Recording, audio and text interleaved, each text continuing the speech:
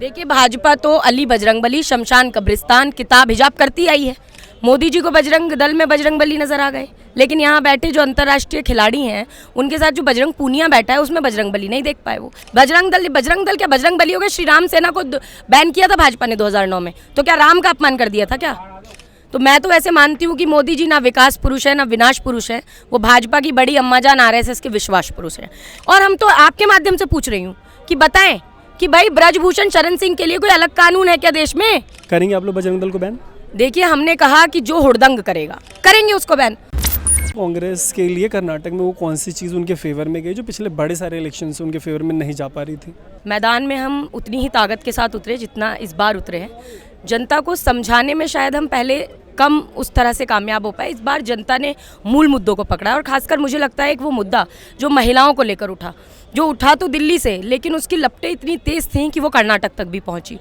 मोदी जी को बजरंग दल में बजरंगबली नजर आ गए, लेकिन यहाँ बैठे जो अंतर्राष्ट्रीय खिलाड़ी हैं उनके साथ जो बजरंग पूनिया बैठा है उसमें बजरंगबली नहीं देख पाए वो। लेकिन जनता ने देखा, और जनता ने नफरत, द्वेष, कट्टरता, वैमनस्यता, इस सब को मात देते हुए, और जो जनमत के मुद्दे थे, जो जनता के हित के मुद्दे थे, चाहे वो महंगाई हो, बेरोजगारी हो, महिला अत्याचार और बलात्कारी और यौन शोषण करने वालों को संरक्षण हो, ऐसे लोगों के खिलाफ वोट दिया है। और ये जीत कर्नाटका की जनता की जीत है। आदरणीय खड़गे जी सहित चाहे राहुल गांधी जी कहें, आदरणीय प्रियंका गांधी जी, सोनिया गांधी जी सहित कांग्रेस के कर्मयोगी एक एक कार्यकर्ता की जीत है। ठीक है, वहाँ जो खेमेबाजी बताई जा रही थी मीडिया रिपोर्ट्स में, उससे निपटने में कांग्रेस सक्सेसफुल रही। राजस्थान में खुल के खेमेबाजी है, अभी इलेक्शन बहुत दूर नहीं रह गया, लगता है कि आप लोग निपट लेंगे राजस्थान वाली खेमेबाजी से? इसको खेमेबाजी नहीं कह सकते। देखिए, कर्नाटका में बिल्कुल कोई खेमेबाजी नहीं थी, ना और कहीं पर है। क्या होता है, देखिए, ऐसे तो उमा भारती जी जब भारतीय जनता पार्टी की बड़ी नेत्री हैं आज भी, उन्होंने तो मोदी जी को कहा था विकास पुरुष नहीं विनाश पुरुष है। तो मैं तो ऐसे मानती हूँ कि मोदी जी ना विकास पुरुष है ना विनाश पुरुष है, वो भाजपा की बड़ी अम्माजान आरएसएस के विश्वास पुरुष है। ऐसे ही कल्याण सिंह जी ने कहा था कि मैं भाजपा को गहरा गड्ढा खोद के गाड़ दूंगा, लेकिन सब भाजपा में रहे। तो क्या होता है कि कुछ मन मुटाव हो जाता है कभी कभी, उसको लेकर मुझे लगता है कि नेताओं को पहले कांग्रेस के शीर्ष नेतृत्व से चर्चा करनी चाहिए, मंत्र गणना करनी चाहिए, विचार विमर्श करना चाहिए, और उसके पश्चात ही कोई अगला कदम अपना बढ़ाना चाहिए। तो इसको मैं खेमेबाजी नहीं मानती। पिन पॉइंटेडली बता पाएंगे भाजपा किन कारणों से हारी? पिन पॉइंटेडली इश्यूज वाइज एक एक करके। इशू अगर एक हो तो बताऊं, महंगाई, बेरोजगारी, पेट्रोल डीजल आज़ादी के बाद पहली बार 100 के पार, महंगाई की लगातार मोदी मार, बलात्कारियों का संरक्षण लगातार चल रहा है। तो मुझे लगता है ये पिन पॉइंट मुद्दे हैं। 40% कमीशन खाने वाली सरकार, ये लोगों के कान में थी ये बात। और हमने जो 5 गारंटी दी वो जनता को इसलिए पसंद आई क्योंकि लगातार उन मुद्दों पर, उन चीज़ों पर भाजपा काम नहीं कर रही। देखिए, भाजपा तो अली बजरंगबली, शमशान कब्रिस्तान, किताब हिजाब करती आई है, और मैं खुद कह रही हूँ कि ये तुष्टीकरण की राजनीति नहीं कर पाए। मैं तो बोल रही हूँ ना, बजरंगबली अगर बजरंग दल में नजर आ गए, आप तो राम रहीम और आशाराम जैसे लोगों का सपोर्ट करने वाले हो। राम का तो, भगवान राम का आप तो अपमान करने वाले लोग हो। भगवान राम को अगर आप मानते तो वो संजय निषाद जो कहते थे भगवान राम जी दशरथ के पुत्र नहीं है, माता कौशल्या के सतीत्व पर प्रश्न उठाया, तुरंत कुर्सी से उतार देना था, क्यों नहीं उतारा? नरेश अग्रवाल जी जिन्होंने कहा राम की तुलना रम से क्यों ना, आपने राज्यसभा क्यों भेजा?